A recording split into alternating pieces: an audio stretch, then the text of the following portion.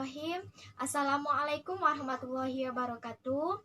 Saya Sofiana Wilianca dengan NIM 12011426516 dari Fakultas Tarbiyah dan Keguruan Universitas Islam Negeri Sultan Syarif Qasim Riau dengan jurusan Tadris IPS.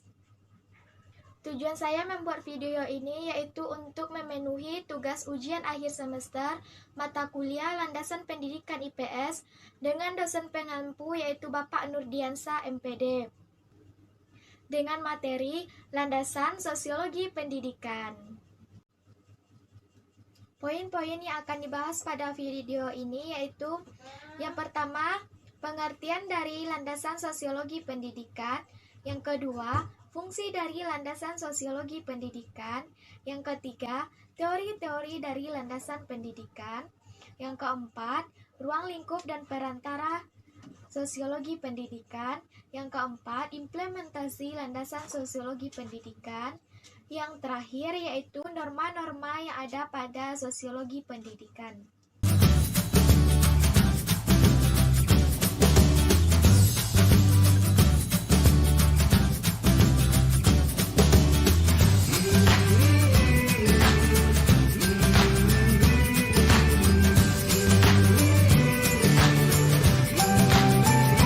Kita bahas yang pertama yaitu landasan sosiologi pendidikan.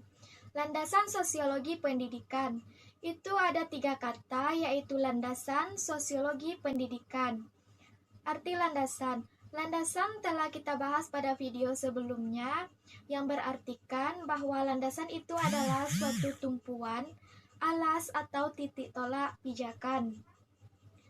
Kalau sosiologi dapat diartikan yaitu suatu ilmu yang mempelajari antara individu atau kelompok dalam struktur sosialnya. Atau juga bisa disebut dengan suatu ilmu yang mempelajari tentang interaksi antara individu dengan individu, individu dengan kelompok, dan kelompok dengan kelompok. Dari penjabaran tersebut dapat diartikan bahwa landasan sosiologi pendidikan adalah suatu acuan atau asumsi dalam pendidikan yang bertolak pada interaksi antara individu sebagai makhluk sosial dalam berkehidupan masyarakat. Sosiologi ini mempunyai beberapa ciri-ciri. Yang pertama yaitu empiris, yang kedua teoritis, yang ketiga kumulatif, yang keempat non-etis. Yang pertama yaitu empiris. Empiris yaitu suatu kajian ilmu pengetahuan yang berdasarkan observasi atau secara pengamatan. Yang kedua teoritis. Teoritis maksudnya adalah suatu ilmu pengetahuan yang didasarkan dari hasil pengamatan tersebut. Nah, yang ketiga yaitu kumulatif. Kumulatif ini didasarkan pada teori yang ada, namun kemudian diperkuat oleh teori kumulatif ini. Diperkuat, diperjelas sehingga teori tersebut untuk memperkuat teori-teori sebelumnya. Kemudian yang keempat yaitu non-etis. Non-etis ini tidak menceritakan baik dan buruknya suatu masyarakat tersebut, namun dia menceritakan secara nyata dan secara fakta apa yang terjadi pada masyarakat tersebut. Kemudian masuk kepada poin selanjutnya yaitu fungsi dari landasan sosiologi pendidikan. Fungsi dari landasan sosiologi pendidikan. Pertama yaitu fungsi eksplanasi. Fungsi eksplanasi ini maksudnya adalah dia menjelaskan dan memberikan pemahaman tentang fenomena yang terjadi pada ruang lingkup pembahasannya. Contohnya, dia memberikan informasi yang akurat kepada lingkungannya sendiri maupun lingkungan orang lain. Yang kedua yaitu fungsi prediksi. Fungsi prediksi ini dia meramalkan apa kondisi yang akan datang dan apa saja permasalahan yang akan terjadi pada masa yang akan datang. Fungsi prediksi ini sangat berguna pada pendidikan untuk pengembangan suatu pendidikan tentang apa yang akan diantisipasi untuk selanjutnya. Yang ketiga yaitu fungsi utilisasi. Fungsi utilisasi ini maksudnya adalah dia menanggapi permasalahan-permasalahan yang terjadi pada masyarakatnya. Contoh saja yaitu terjadinya pengangguran, kekurangan lapangan kerja, konflik sosial, kemiskinan, dan lain sebagainya. Kemudian poin selanjutnya yaitu teori-teori pada landasan sosiologi pendidikan. Yang pertama yaitu teori struktural fungsional. Yang pertama yaitu fungsi struktural. Fungsi struktural ini maksudnya adalah fungsi struktural berkaitan dengan teori komunikasi. Yang ciri utamanya adalah adanya kepercayaan tentang pandangan yang berfungsi secara nyata di luar diri dari pengamat. Yang kedua yaitu teori konflik. Teori konflik ini memandang bahwa perubahan sosial tidak terjadi antara proses penyesuaian antara nilai-nilai yang akan membawa kepada perubahan, tetapi adanya konflik yang menghasilkan kompromi atau perdamaian yang akan berbeda pada masa sebelumnya. Kemudian yang ketiga adalah teori fenomenologi, yang maksudnya adalah teori ini berusaha untuk mencari informasi tentang peristiwa-peristiwa yang telah terjadi dan berinteraksi kepada orang-orang biasa pada situasi tertentu. Kemudian poin selanjutnya yaitu perantara dan ruang lingkup dari landasan sosiologi pendidikan. Yang pertama yaitu ruang lingkup dari landasan sosiologi pendidikan.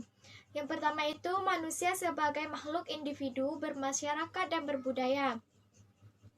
Pada awalnya, memang manusia ini hidup secara individu, yang kemudian di dalam individu tersebut akan timbul suatu masyarakat. Dalam masyarakat tertentu, jika dia bertemu maka akan timbullah suatu kebudayaan yang berbeda. Telah dijelaskan oleh Sumarjan bahwa masyarakat itu adalah merupakan orang-orang yang hidup bersama yang akan nantinya memiliki suatu kebudayaan. Kemudian yang kedua yaitu proses sosial.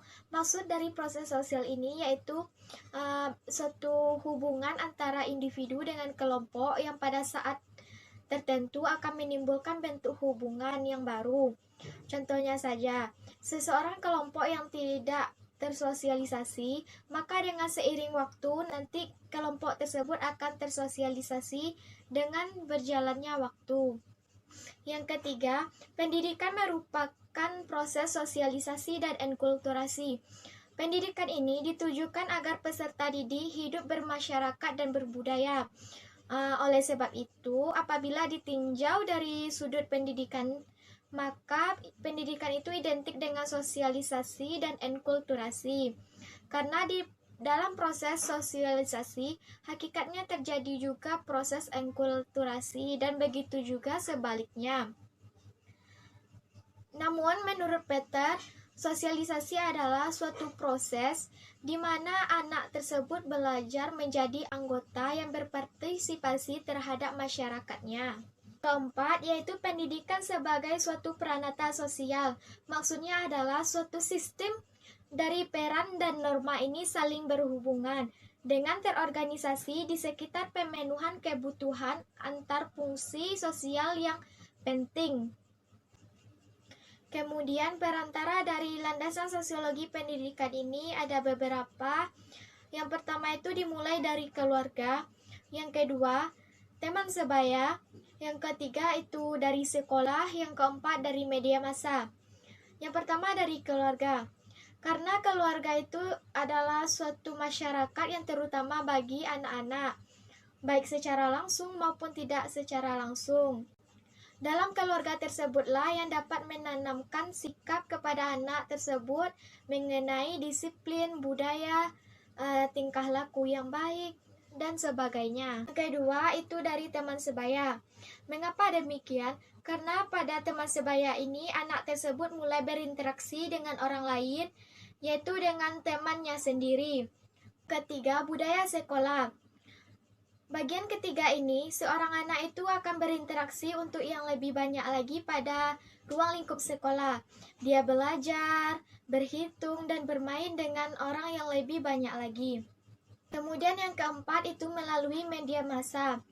Telah banyak ilmuwan sosial menyebutkan bahwa media massa yang termasuk televisi ini adalah kurikulum pertama yang muncul bagi anak-anak yang dapat mengembangkan keterampilan belajarnya dan menyesuaikan dirinya terhadap mengakuisisi pengetahuan dan pemahamannya. Kemudian masuk poin selanjutnya, yaitu implementasi landasan sosiologi pendidikan.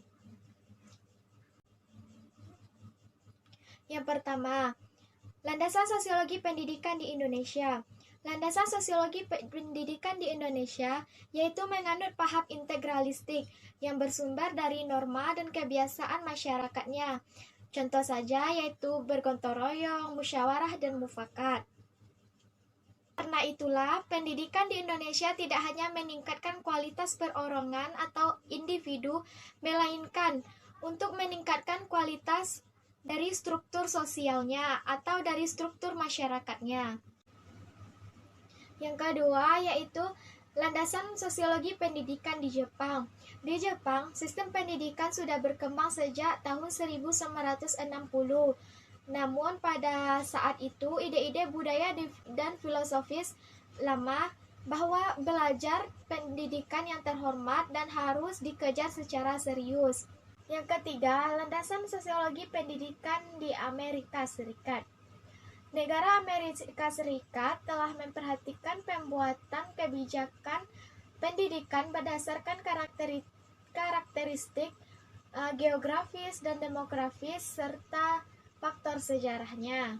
Namun, Amerika memiliki beberapa tujuan dalam berpendidikan. Yang pertama itu untuk mencapai kesatuan dan kebinekaan. Yang kedua, untuk mengembangkan cita-cita dan praktek demokrasi. Yang ketiga, untuk membantu pengembangan suatu individu. Yang keempat, untuk memperbaiki cita-cita dan praktek demokrasi. Kemudian, untuk membantu pengembangan individu. Poin selanjutnya yaitu tentang norma-norma yang ada pada landasan sosiologi pendidikan. Yang pertama yaitu paham individualisme. Paham ini maksudnya adalah seseorang itu lahir merdeka dan hidup merdeka. Berbuatlah sesuai keinginannya asalkan tidak mengganggu ketenangan orang lain. Paham kolektivisme. Paham ini memberikan kedudukan yang berlebihan kepada masyarakat dan kedudukan anggota masyarakat yang perseorangan dianggap hanya sebagai alat bagi masyarakat. Yang ketiga yaitu paham integralistik. Paham ini menganggap bahwa adanya hubungan erat antara masyarakat satu dengan masyarakat lainnya. Mungkin hanya ini yang dapat saya sampaikan pada video pembelajaran kali ini. Jika ada salah dalam pengucapan, saya mohon maaf. Semoga video ini bermanfaat. Akhir kata, wassalamualaikum warahmatullahi wabarakatuh.